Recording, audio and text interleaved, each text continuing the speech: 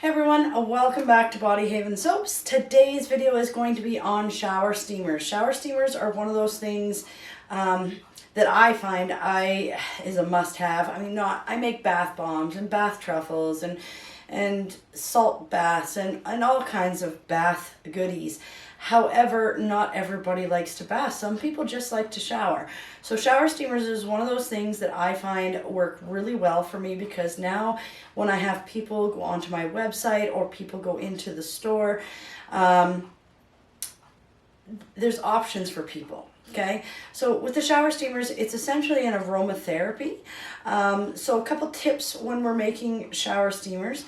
First of all, room humidity is a huge thing, just like bath bombs. I try and keep it around that 38-40.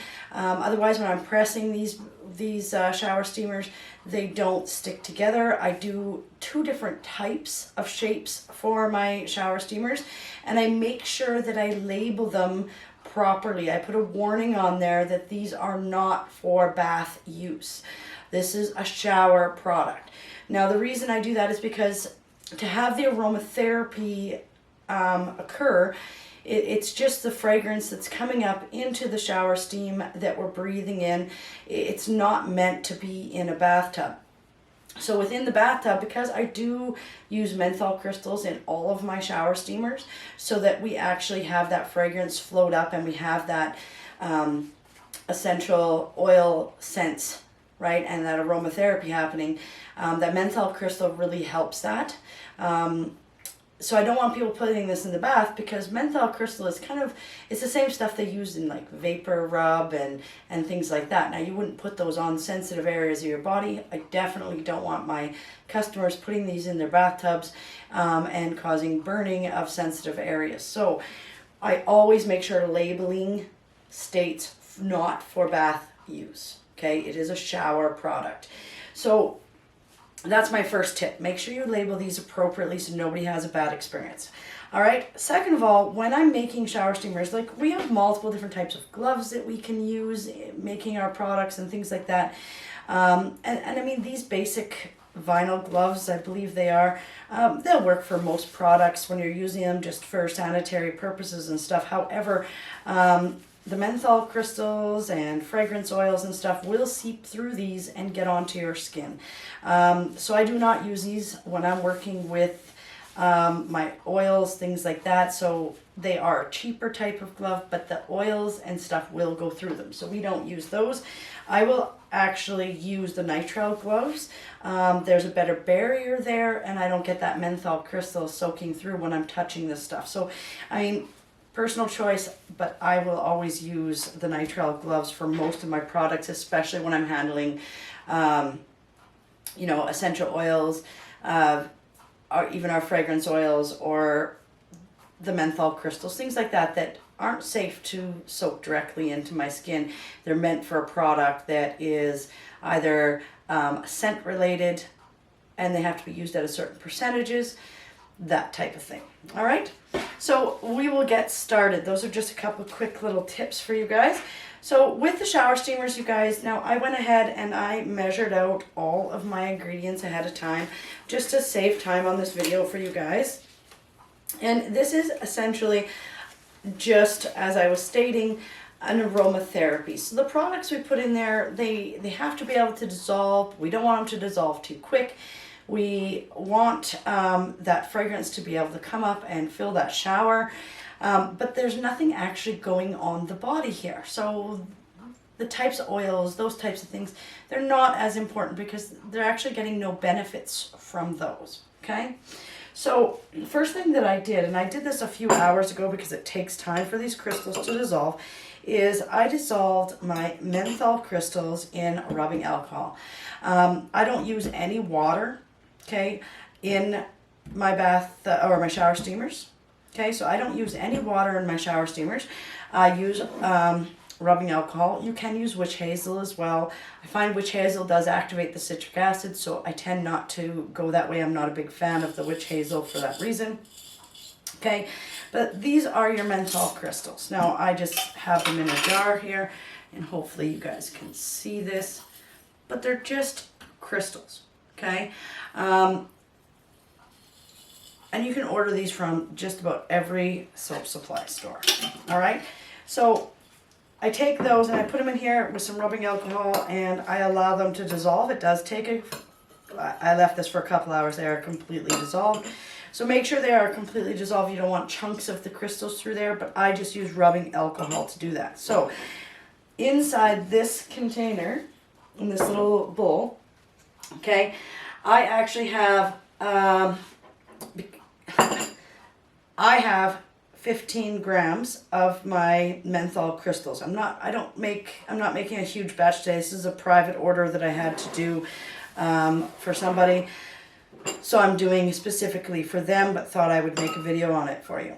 All right, so this has 15 grams, and the reason that I have 15 grams in this batch is because I'm doing my shower steamers that I call Breathe with the peppermint and eucalyptus and things like that. So I want a higher menthol, okay?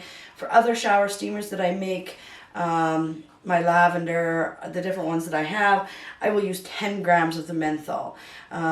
I don't need as much menthol because it's not really a open up your sinuses kind of shower steamer. So I will use 10 grams in my other batches. In this one, I use 15 grams of the menthol crystals.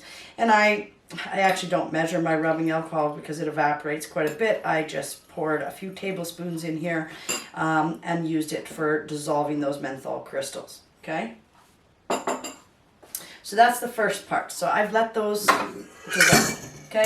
I'm going to use my mixer for this just because I like the baking soda to bloom and stuff, just like I do with my bath bombs. So we'll just get to it. It's a pretty simple recipe, you guys. So baking soda, we are going to use 650 grams. So 650 grams. As I said, this is a basic recipe. It's a smaller personal recipe, but you can double this or whatever size that you want. But for this recipe, I'm using 650 grams of the baking soda. So I will put that in there. Okay, and into this baking soda, because I am doing the menthol, peppermint, eucalyptus shower steamers, I'm going to put some green coloring. Now, because this, I am going to put some green coloring. So because this doesn't go into the bath water or anything like that, I'm just going to use some mica. Doesn't have to be water soluble. It's just for look so that you can tell your shower steamers apart more than anything. Okay, so I am just going to put a little bit, and I'm using the Mad Mica Lauren Green. Okay, and I am just going to put a little bit in here for color. I'm not doing it for anything other than looks. It's not going to make the bathtub water a certain color or anything like that. So just using some mica. Okay, now I do use a little bit of oil in this just for binding purposes. And this isn't going on anybody's skin, so I just use plain old canola oil for my binding. I'm not going to use an expensive oil or anything like that in this. There's no reason to. So for my canola oil, I've got 14 grams of canola oil, and I'm just going to put this in there, okay, and that's just for binding purposes, okay, and then I will put in also my menthol crystals and rubbing alcohol, and I'm going to put this, okay, on my mixer, and I'm going to allow my baking soda to bloom with these two ingredients.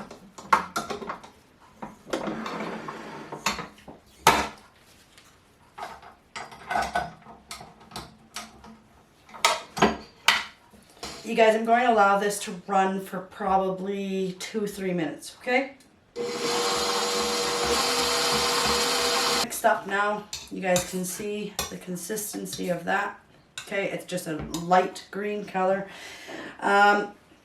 Cornstarch is going to be the next ingredients. Now, this is a shower steamer, so the cornstarch isn't going directly into the bath water or anything. But I use cornstarch because that is what allows these to pack and harden, and it slows down how fast they dissolve, so people can actually have a long-lasting shower steamer. All right, so I am going to put in 30 grams of cornstarch into this recipe. Okay, so I'm just going to put that right in there.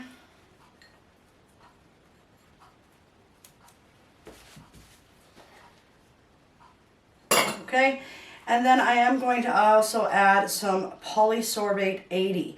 I'm going to put in 10 grams of polysorbate 80, and no, this does not go back into the bath water, but I do use that canola oil in here, so I do not want it to make the surface of the tub slippery. So the reason that I am putting this polysorbate in is only so the oils and waters bind together in the shower and it does not leave a slippery surface on the bottom of their tub. For safety reasons, I am putting in 10 grams of polysorbate 80.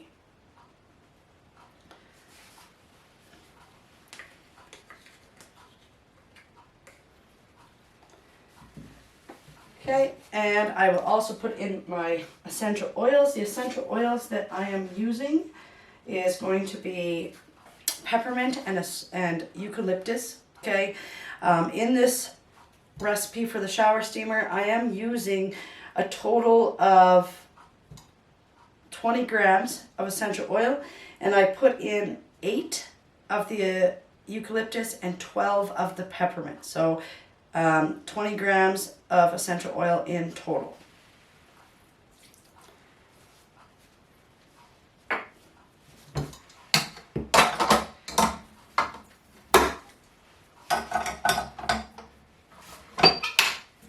And then I'm going to let this mix for probably another 2 to 3 minutes.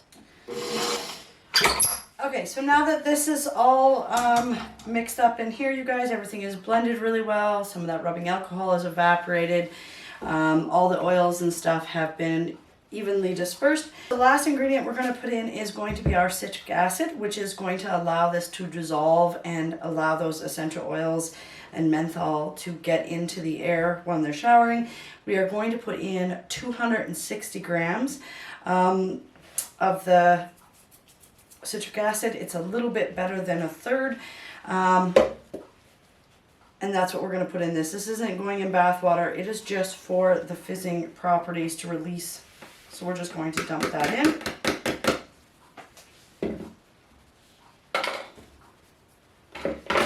And give that a quick blend in.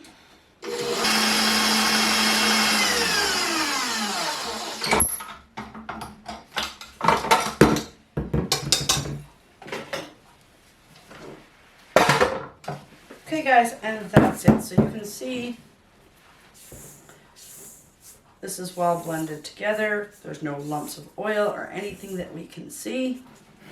Okay, and this is a little bit way more moist than my bath bomb mixture that I use. Okay, and it's because of all of the rubbing alcohol, which will evaporate and allow this to harden, but you're not going to be able to press these very well if you do not have them a little bit higher with that rubbing alcohol. They don't work well. Okay, so this is perfect for me. Now I don't have my dehumidifier running right now, but I did run it for a few hours this morning to make sure that this room was at a certain humidity. And we are going to use my little press here. Okay, try and make it so you guys can see with this. Okay, and I use a tablet mold. So this is what I use for my larger ones. Okay, and I'll use a scale to weigh these.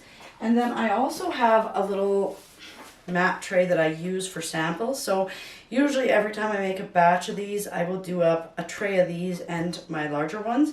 And then I'll make up little packages of, you know, all 6 different types that I make, or set of 3 different kinds, so people can buy sample packages as well. Alright, so we are going to make these about 3 ounces. And they will be a little bit less than that.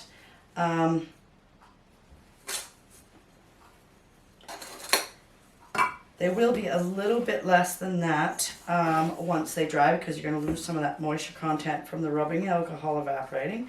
But I simply just fill this to the top. It's my average amount.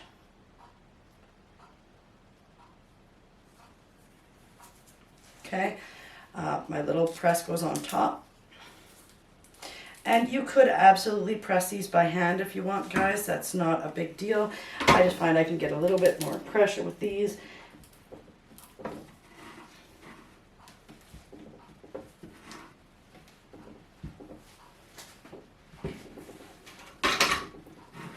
Okay, my little wooden stick. Pull that off.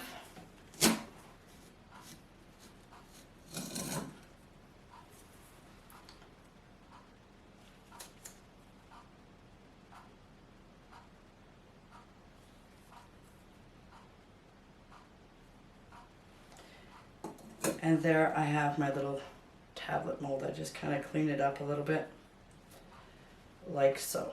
And that will be my shower steamers.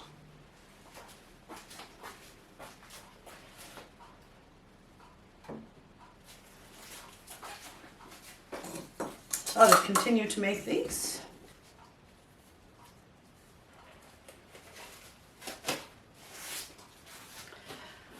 Alright guys, so now I have these all pressed. I made my order of 6. That was a specific order that was ordered for me. And then I made the rest of the batch into samples. This batch that I made would make about 9 and have a little bit left over of these pucks. But I made 6 and then I have my 12 to make my sample packs. Okay, so now the one thing that I will say just before we end this video is I always spray these down with rubbing alcohol at the end, just because it helps them harden so that they don't crumble so easy. It's one of the problems lots of people have with shower steamers. So I just spray it down and that's all going to evaporate. Humidifier on, and I allow these to dry. Okay, 24 hours, and then you can package these and they're ready to go. All right, so hopefully you guys gained some information today. If there's any questions or anything like that, please ask the questions below. If there's anything specific that you guys would like to see on this channel, or things that you are curious about, that kind of thing, just put them in the comment box below and I will put it in my list of videos in the near future here. And hope you guys enjoyed. Have a great day.